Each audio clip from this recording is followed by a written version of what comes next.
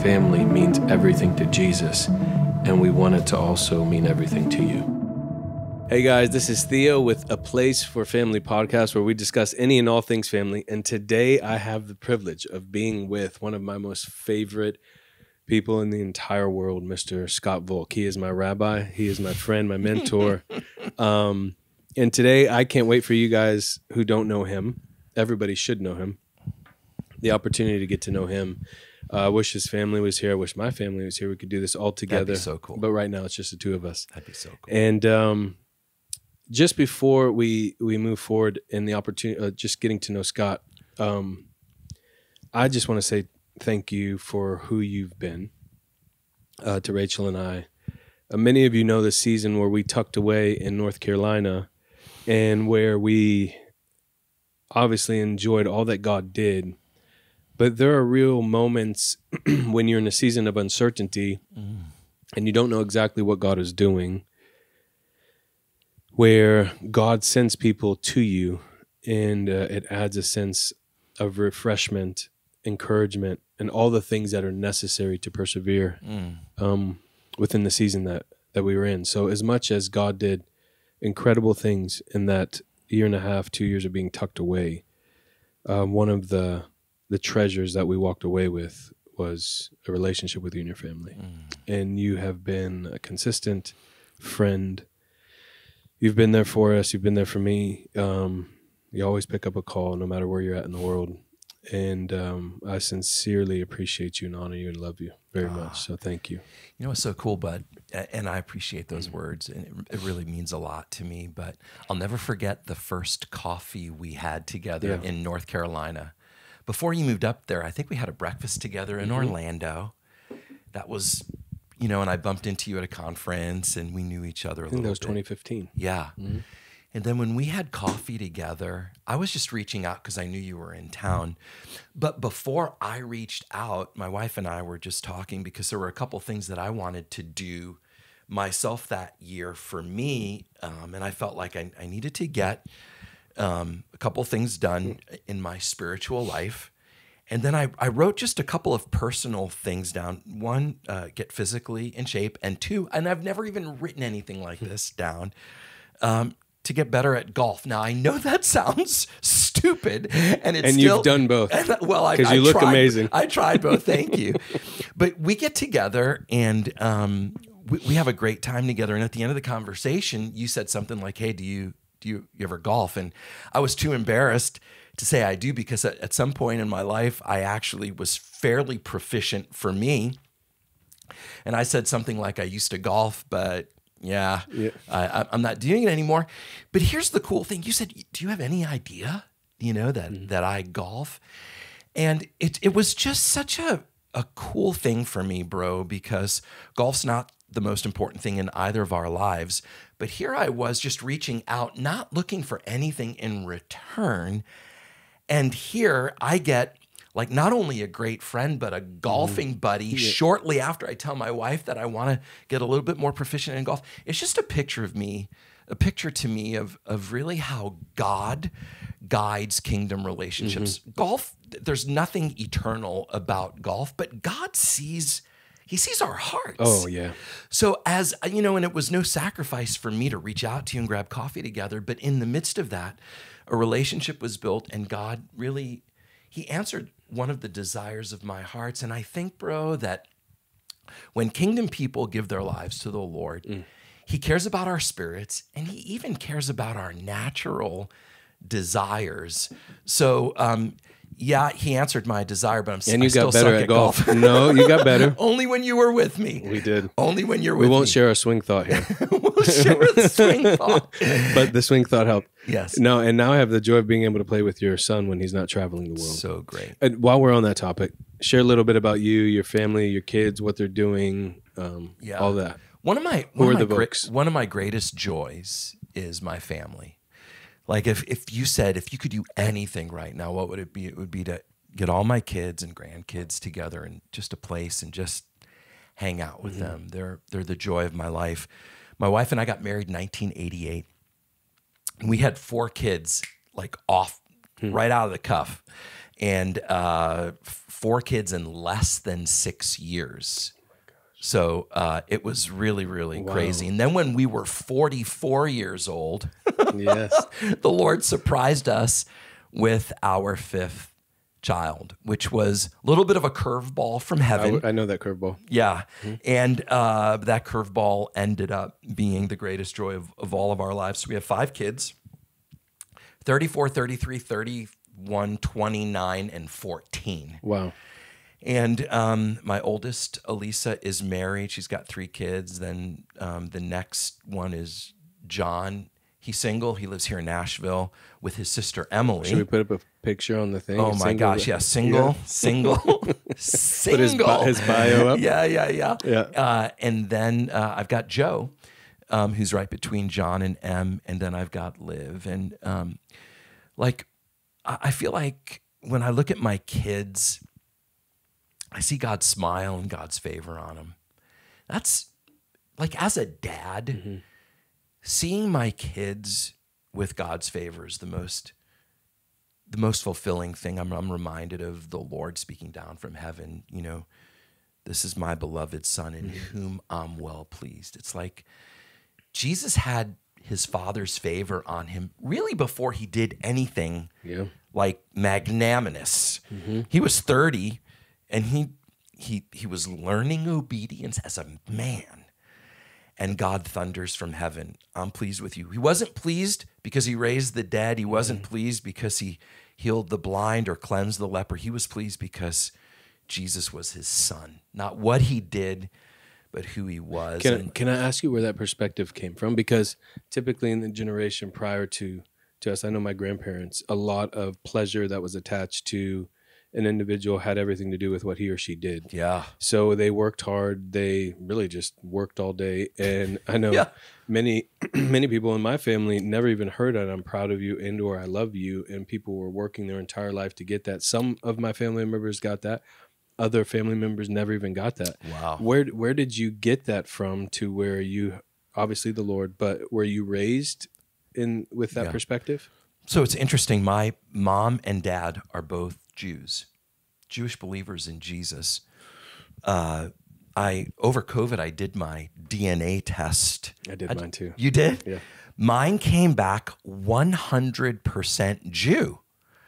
So I called my parents on the phone. I said, Are you telling me that nobody before me married outside of Jewish DNA? And I broke the mold, bro. I married a full-blooded Arab. Yeah. Wow. So did I.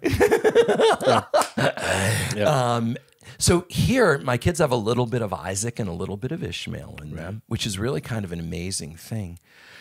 But being raised in a Jewish home, studying to be bar mitzvahed, and then my parents finding the Jewish Messiah, Jesus, Yeshua, our whole lives changed. And so my dad, very, very successful stockbroker on Wall Street, sold everything in the mid-1970s. And he, my mom, and the 3 kids in our family moved to northern Minnesota and lived in a community with other Jewish believers and non-Jewish believers. It was called Ben Israel. A guy by the name of Art Katz led my dad to the Lord, led me to the Lord. I was in the upstairs of his barn. I was 10 years old, and he looked at me, and there were my dad's brother, and a couple of other Jewish believers were up there. And when I say Jewish believers, there's nothing more special. There's nothing special about Jewish believers versus non-Jewish believers, but you have to understand, to a Jew, Christianity is the religion that persecuted them through the ages. So to a Jew, Jesus, mostly unfortunately in our home, was used as a cuss word. So my dad's there. I'm with some older men, and Art Katz looks at me and he says, when are you going to embrace the faith of your father and your fathers? And right there, Theo, at 10, I gave my heart to Jesus. That night I was baptized in Art's bathtub. He baptized me and my brother. And I'm not sure I've ever looked back since then, but being raised in Christian community where believers were together, not so dissimilar from the early church in the book of Acts. We all lived on a piece of property And we lived all things common. When we moved up there in the summer of 1976, I'll never forget, my dad had amazing. brand new Buick electric car that he purchased. We moved up there, and the day that we moved up there, there was a man in charge of the cars for the entire community. So my dad gave the keys to the car to the guy in charge of the cars. And then the next day, my dad sees someone driving his car down the road, and he looks out, and it was like the Lord said, "Oh, that's not your car anymore. It belonged to the community." So here we were, living in the midst of a group of maybe 75 people on a piece of property where we all had our own residences, but we shared meals together. Wow. We prayed together. And when you look at the early church, what did the disciples commit themselves to? The breaking of bread, going from house to house, praying together, and sharing life together. They thought that what they had was not their own. No one had a need among them. If you had a need, how can I meet it? And nobody had a need, and there was great awe, AWE, in the church. Wow. Because God was moving mightily. So I feel like when you say, where did you get that from? I got it from being raised in a home where I feel like my parents put the kingdom first. I love that. I was raised in a Jewish home, but when we found the Lord, it wasn't all about being Jewish as much as it was about being sons and daughters of God. And so the greatest thing for me as a father is seeing my kids like love me before we hang up on the phone. They always say love you, and obviously we say love you back to them. But that was Jesus, Yeshua, at his baptism. That was when the Lord said, "You are my son." It wasn't based on anything that he did. And how different would the world look if my love and my relationship with you was not based on what you can do for me, but simply that you're my friend, you're Theo, God brought you into my life, and I love you for that. Not because you can teach me how to hit a driver a little bit straighter than I hit it before, but just because you're Theo. Oh, for a church that lived that way, where our relationships were not based on what we can receive, but rather how we can give and add value to others. That's what we're trying to instill in our kids. Yeah. Even like the aspect of preferring each other. You don't realize how difficult that is and we will see it if I put a meal down on the table. And I have 4 boys. When they're hungry, it's intense. Seeing who takes the biggest piece or who does this. And when those opportunities come, as quote unquote natural as they may be in a home of 4 boys, if I don't teach them to prefer each other now, then something down the road will come and infringe on their ability to love each other unconditionally and selflessly. I think one of the most beautiful things that I see in Scripture is Jesus saying, "Hey, when you've seen me, you've seen the Father." I can honestly say this because I don't know the kids as well as I know Joe, but I see you in Joe. He is a joy to be around. He's selfless. He's loving. He loves to connect people. He loves to play golf, but there's a deep beauty in him that I've found in you that I now see in your son. Oh man! And I think that is really the gauge as to who somebody is. All of our kids walk through scenarios, so I'm not saying that, if somebody has a child that's going through a difficult season, that something's wrong with the parents. But I have seen, though, that much of the leadership that we find in the home is revealed through the fruit of their children. And your children love you, and they want to be around you. And I want that. I want the kids to want to be around me.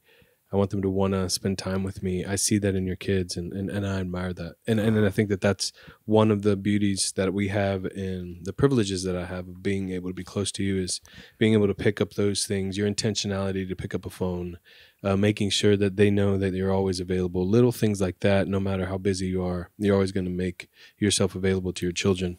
Those are things that I've gleaned from you. I love that. And I love the scripture that you quoted, "When you see me, you see the Father," because I can't tell you, bro, how many times I have the privilege of traveling quite a bit and sharing the word, but oftentimes people will come up to me and go, "Are you you Joe's dad, you John's dad, you M's dad, Liv's dad, Emily's dad. It's like, I'm known by my kids. Oh man, that's a dream of mine. Oh, come on. It's so amazing. And that's what really, when you think about it, that's what the Lord's looking for. They'll know you're Christians by your love one for another, because God is love. If we reflected, and that's what God has called us to bear his name to the nations. So in the same way that maybe my kids look like me, we all need to be looking like the one whose kids we ultimately really are. We're reflecting him. And unfortunately, there's so much division, disunity, fighting, and competition. Have you had to deal with without throwing your laundry out there, but have you ever had to deal with tension and or disagreement within the family, and how do you bring them back to a place of unity? Yeah, that's really, really because I think there are a lot of families that are watching their siblings aren't talking to each other, the kids aren't talking to them. What do you do? Well, and how do you bring them back? First of all, I would say this, that God is the perfect father. I mean, you cannot find any fault in God. Yet the people he calls his firstborn son, namely Israel, has gone the way of idolatry. They've strayed from him. And that's not because of the imperfections of the father as much as it is for the imperfections of the children who found a way to walk away from the Lord. And I would encourage any father or mother that raised their kids really in the fear and admonition of the Lord. I'm so thankful for the scripture that says, you raise up a child, when he is old, he will not depart from it. Even Israel, in their idolatry, the scripture says that in Romans 11, all Israel shall be saved. There's coming a day when Israel will recognize their Messiah. And I want to get off on the Israel thing, but what an encouragement to us as parents that we do the best we can before God. None of us are perfect like the Lord, but I've had situations where my kids have made choices differently than the ones I would have chosen for them to make. I'll never forget, since you bring up Joe, and Joe, I'm not throwing you under the bus if you're watching, but when Joe turned 18, he came to us and said, hey, listen, I want to get a tattoo. Now, I have no tattoos on my body. I don't think tattoos are of the devil. Yeah. But it just, keep going. Is that a picture of me, bro? Yeah, it is. It was, I was pastoring a local church, and my kids came to me, and this was like an eye-opening thing for me, Theo. They said, Dad, I feel like you're more concerned about what the people in the church think about how you raise us than you are about allowing us to make choices for ourselves. And it was like, gulp. It was like, yeah, I was more concerned about what people would say if one of my kids showed up with a nose ring or a lip ring or a tattoo. And I just realized at that point, both Beth and I realized that we need to allow our children to make decisions, even if they're going to make a decision that displeases us. Yeah. We need to share our heart with them. Listen, if you're asking me if I would get a tattoo, no, I won't. But I want you to pray. And if you feel the freedom to get a tattoo or get a lip ring or move to California, I want you to know Mom and I bless you. We trust you hear from God. And bro, those were some of the most difficult things when our children would come back to us and say, we feel the Lord is leading us this way. Now look, if one of my kids said, hey, we're bringing our girlfriend home or our boyfriend home and they're going to share a room, it's like, I'm sorry. No. That's not happening. Yeah, that's not happening. But in issues that are not like black and white scripturally. Not close-handed stuff. Exactly. And my kids today, maybe when they were teenagers, they wanted the freedom to make decisions on their own. But today, I love when they call me and say, Dad, what do you think? Oh, I love that. What do you think? I've got this in front of me. What do you think? And I can share with them, or Beth can share with them, what our hearts are. And they value our input now because they know that we trusted them when they were younger to say, listen, if you feel like God's calling you to do this, then you go ahead and do it. And my kids have made decisions that I may not have made or may not have desired for them to make. But bro, I know that God had his hands on their life. I still may make decisions that my own father, might not naturally make. But really, when our hearts are after the Lord, where our children are concerned, he's got them. I love how your children feel comfortable enough to come to you, which means that you must have cultivated that, because that's just not a natural thing. When one of my oldest walked through a season of difficulty, and he had been keeping some stuff to himself in regards to, pornography and what he had seen, and I asked him a question. I was like, "Hey, why didn't you come to me?" And he made a statement. He said, it's not, he goes, obviously I was ashamed of what I was doing. I never thought I would ever do that. Yeah. But he said, you never taught me how to have messy conversations. And so the only conversations that we had were safe. I didn't know how to come to you with the mess. And so one of the beauties that we have in the Lord is the fact that I can come to him with my mess. His ability to find, like, when it's mind blowing to me when Jesus goes, and he finds a sense of rest with individuals who have in their life current chaos and issues and problems. But Jesus comes, and it's almost as though he's drawn to the mess of humanity so that he can bring a sense of rest to the individual who's walking through whatever they're going through. And I love, like today I woke up and there was some heaviness. As soon as I woke up, I could identify it. I felt like, hey, how's all this going to happen? And it began to overwhelm me. And I went into my closet, I shut the door, and I just began to dialogue with the Lord. And this exchange is made. I'm going to give him my cares. I'm going to give him my burdens. And somehow, some way, he takes that mess and then gives me his peace. It's the most incredible thing. I love it. So obviously we value that in our relationship with the Lord, but you had to have created opportunities to open and foster communication in your home to where your children would feel safe to come to you. Yeah. How did you do that? Yeah. And are there any, little applications that we can provide somebody watching that maybe can start that in their own home? That's fantastic. What a great question. My wife. Yeah. my wife as well. What a treasure. What a treasure. So, Beth, we've been married. We're coming up on 36 years. Wow. And we had issues before we got married. She broke up with me twice, bro. Twice. Wow. Once before we were engaged and once after. But interestingly, after she broke up with me one of the times, and this has everything to do with where my kids are concerned, I fasted, and I stink at fasting. I'm not a good faster, but man, I knew I wanted to marry this chick. So I went 7 days with just water. I was like, I'm doing this. And on the last day, I remember it like it was yesterday, bro. I was kneeling by my bunk bed in my dorm room at college, 1986. And right after the Super Bowl, it was in January. We went to the Super Bowl together, and then we were walking home, and she takes my class ring off her finger, and she goes, I just don't think I can wear this anymore.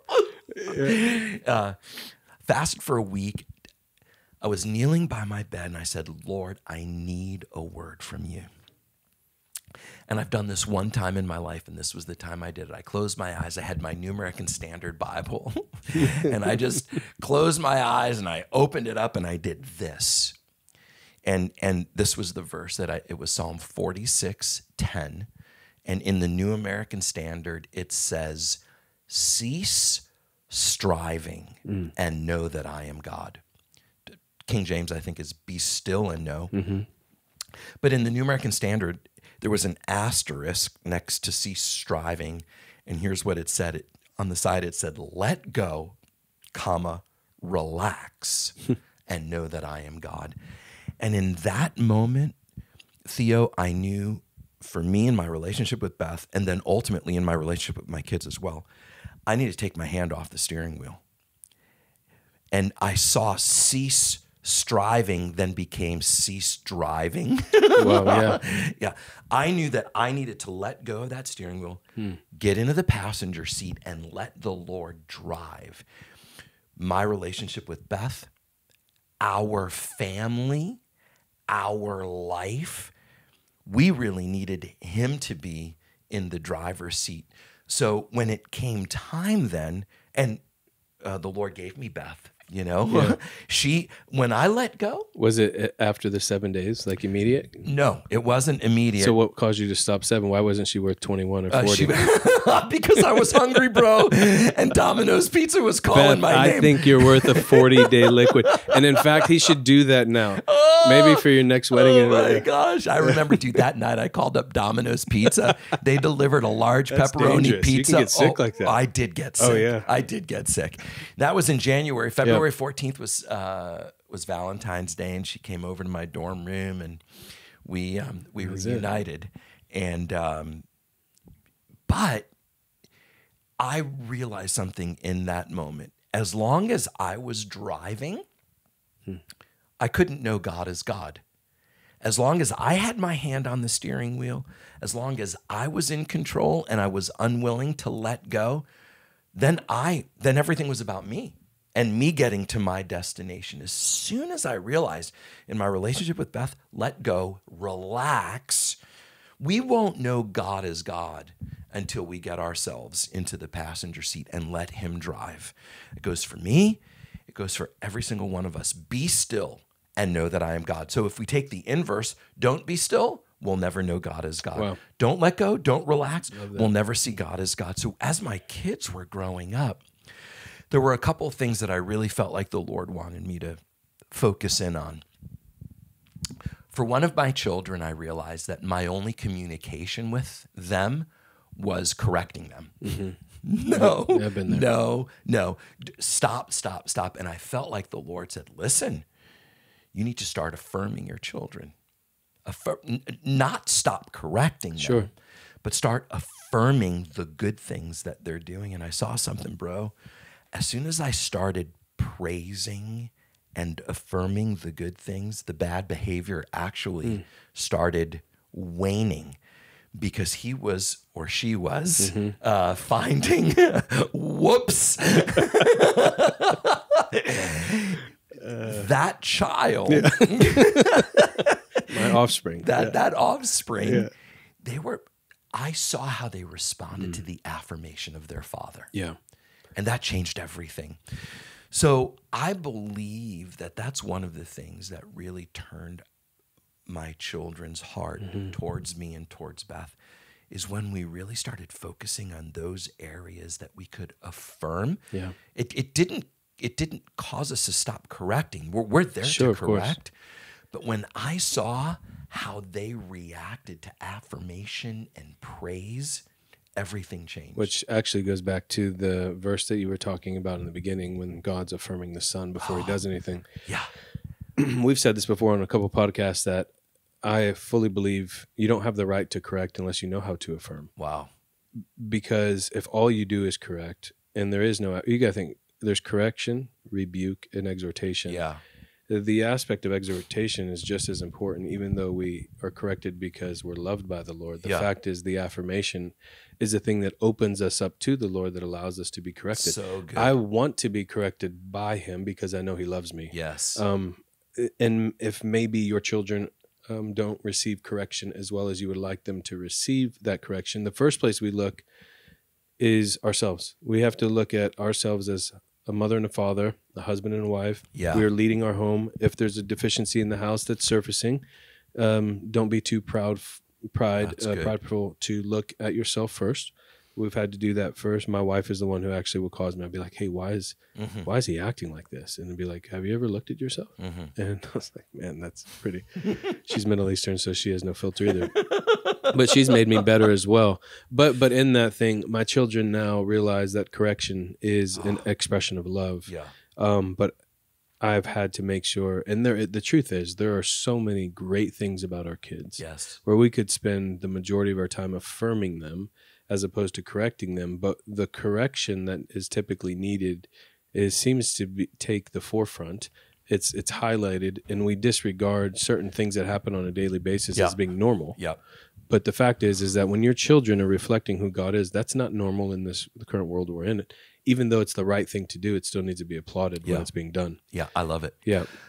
Somebody once said, and this isn't original with me, but they said, rules without relationship brings rebellion. Yeah, wow, that's good. Rules without relationship bring rebellion. So when I said my wife, back to a key thing, my wife was always encouraging me, take one of the kids on a trip with you when you go. Once a month, take one of the kids out on just a date, a daddy-daughter, daddy-son date.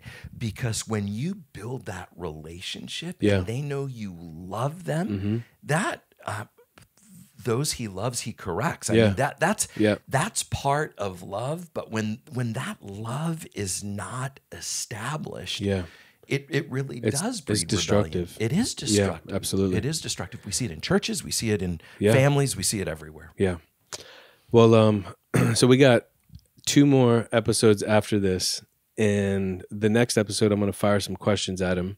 Scott and Beth are going to be a part of our school that is happening here in the next few months here in Franklin. And the content of the school, we've talked about this before, the content that we're discussing in any and all things that transpire within the 4 walls of your home.